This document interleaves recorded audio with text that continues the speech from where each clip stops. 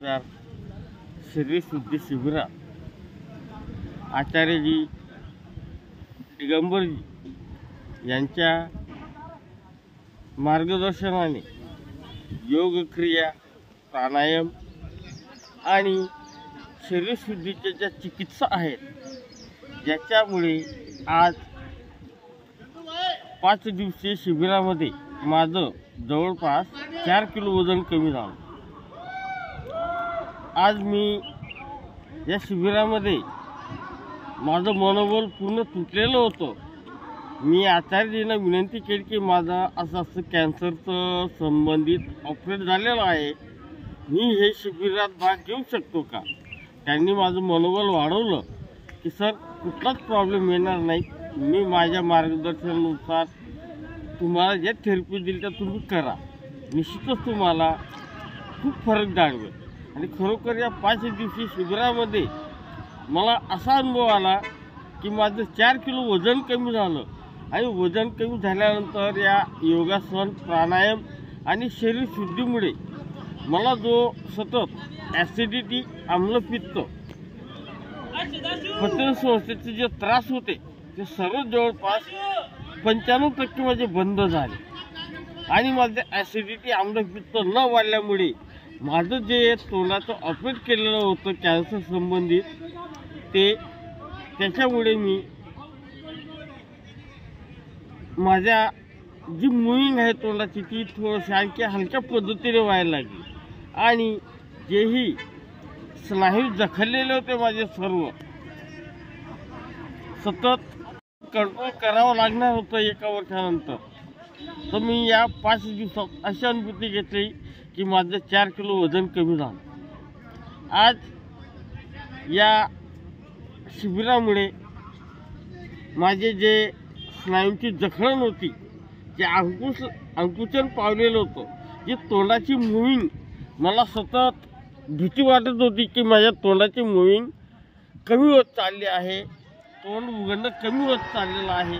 परंतु या प्राणायामामुळे, योगासनामुळे आज मला 5 दिवसात आणखी पुन्हा अशी प्रेरणा मिळाली की मी सतत जर योगासन, प्राणायाम जर आधीपासून केले असते तर मी आजही या 100% या आजारापासून मुक्त झालो।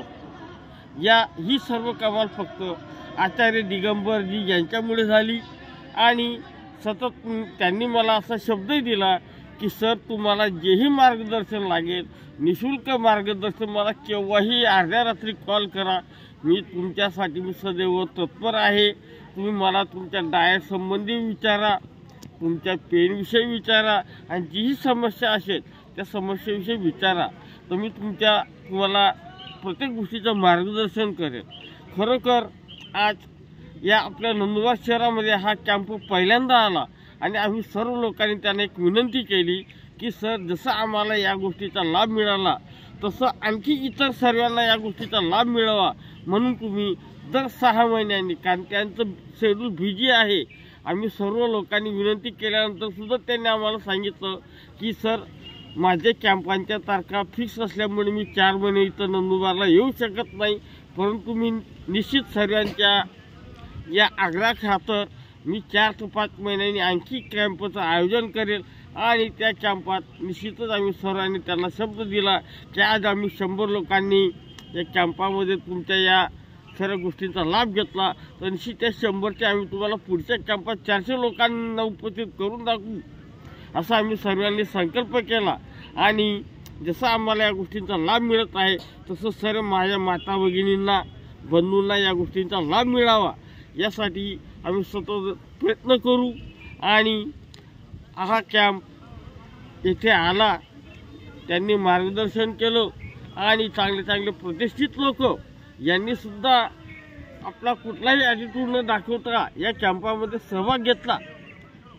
खरोखर अभिमानाची गोष्ट होती की आज जरी आचार्यजींपेक्षा वयाने खूप मोठे लोक होते, पदाने खूप मोठे लोक होते, परंतु त्यांनी आचार्यजींच्या मार्गदर्शनाचा खरोखर लाभ घेतला, त्याबद्दल मी या परिवाराचे खूप ऋणी राहील। आणि सतत होत राहावं, अशी सेवा या देशाची होत राहावी, युवा पिढी सक्षम घडावी आणि आजचा हा आपला सक्षम भारतातला युवा खूप शक्तिशाली व्हावा आणि आपलं हे राष्ट्र शक्तिशाली व्हावं अशी त्यांना, त्यांच्या आश्रमवाल्यांना, त्यांच्या गायत्री परिवाराला मी शुभेच्छा देतो आणि त्यांच्याकडून अपेक्षा व्यक्त करतो. जय हिंद, जय भारत.